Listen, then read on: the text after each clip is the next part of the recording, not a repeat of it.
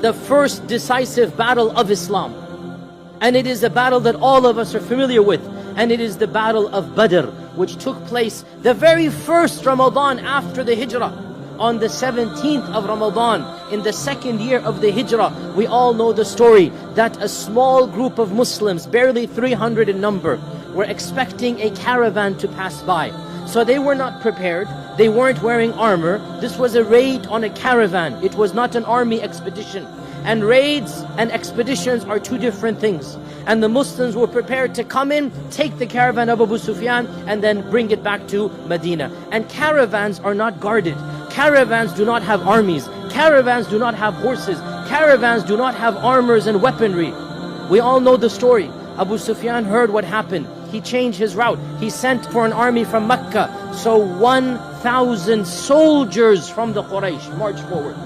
1,000 armed men with hundreds of camels, hundreds of horses, with military equipment, hundreds of suits of armor.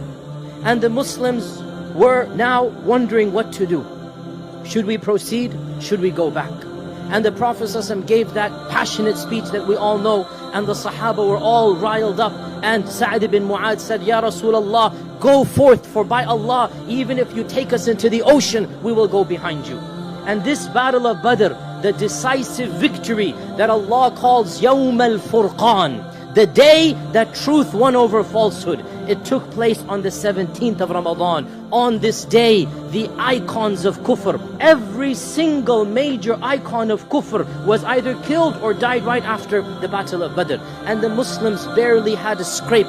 Barely 2 or 3 people died, and the Quraysh had 73 prisoners of war taken to Medina.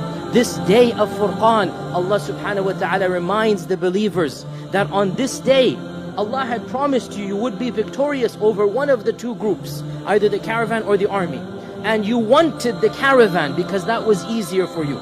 But Allah subhanahu wa ta'ala had wanted something greater than that, so that the truth can be manifest over falsehood. This day of Ramadan, 17th of Ramadan, was the first victory for the Muslims, and not coincidentally, it occurred in the middle of the month. And the lesson we learn from that victory for us this Ramadan, the lesson we learn is that, you know what, we might not be fully prepared. We might not be fully prepared for that month. How many of us now are trepidating, wondering, how am I going to fast?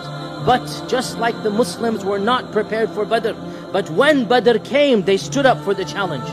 When Badr occurred, they put their trust in Allah subhanahu wa ta'ala, and Allah subhanahu wa ta'ala gave them that victory. Even if we feel unprepared for Ramadan, and many of us are spiritually and perhaps even physically unprepared right now, even if we feel unprepared, put our trust in Allah, and Allah Azza wa Jal will cause us to be victorious in this month.